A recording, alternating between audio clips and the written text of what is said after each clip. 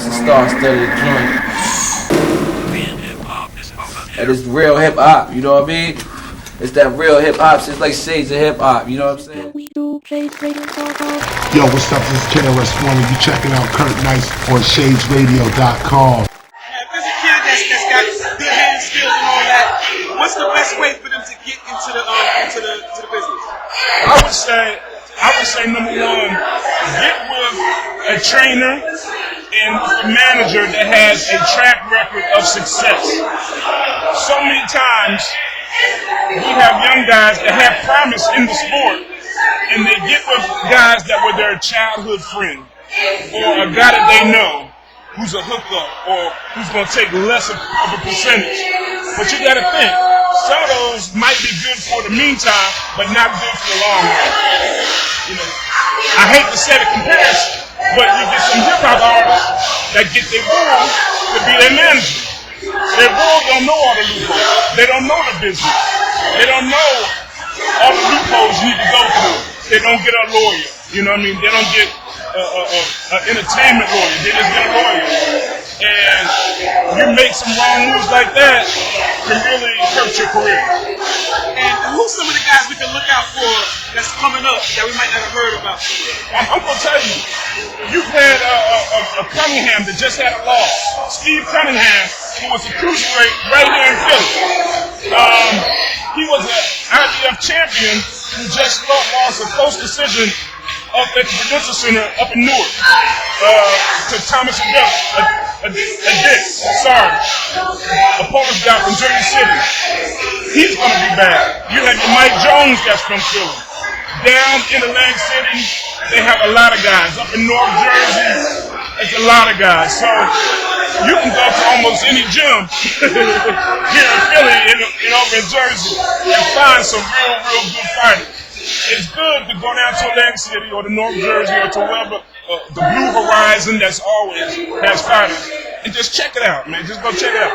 It don't have to be a big name, but go and support your local fighters. You know, and lastly, you've been seeing like over the last maybe 3 to 5 years, like a big expansion of the UFC and the MMA. What's the future of the MMA? I'm gonna tell you what.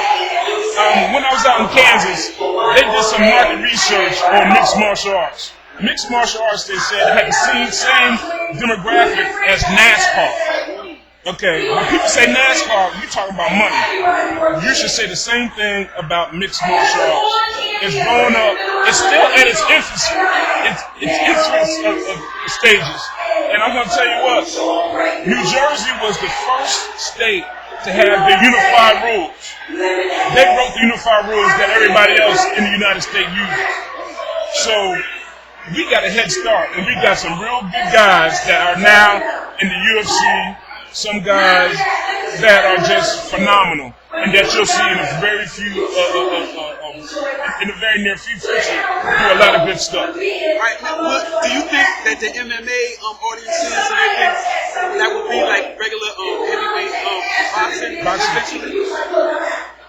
I would say violent. Or is it too violent? That's what some people have to, consequences. Some people think that, but you got to understand, these are two different sports. And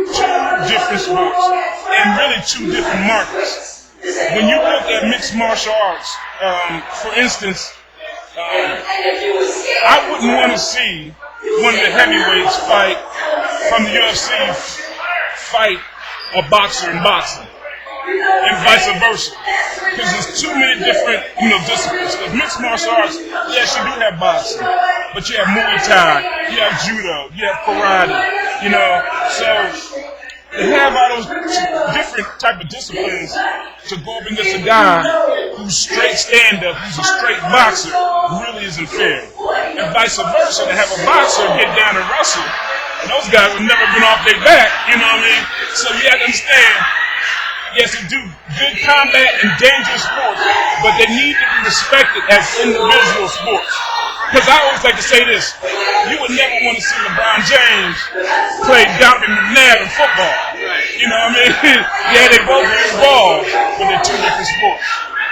One last thing though, what did you think about the Jose Canseco thing? I think Jose Canseco wants to stay relevant. in sports. Boxing, mixed martial arts is not a way for him to stay relevant. I think he has a couple good books out. I think he should coach. I think he should do a lot of things. Getting in the ring, as we seen, as he ran away from the guy, I don't think that's where he needs to be. I'm here at this old school hip hop night. I'm an old hip hop head. I'm 40 years old. I grew up in Willingboro, New Jersey. I was born in Philly. I want to shout out to all my people in Willingboro, all my people in Camden, all my people in North Philly, and to my pop. My pop was a school teacher at Lincoln High School in the Northeast for years. Mr. Davis. Some of you guys know him. I want to shout out to all my boys I played ball with and to the people I like to support now. All right? All right. Thank you, brother. Peace. This is how we do ShadesRadio.com. The real hip-hop is over here. Shades Radio. ShadesRadio.com.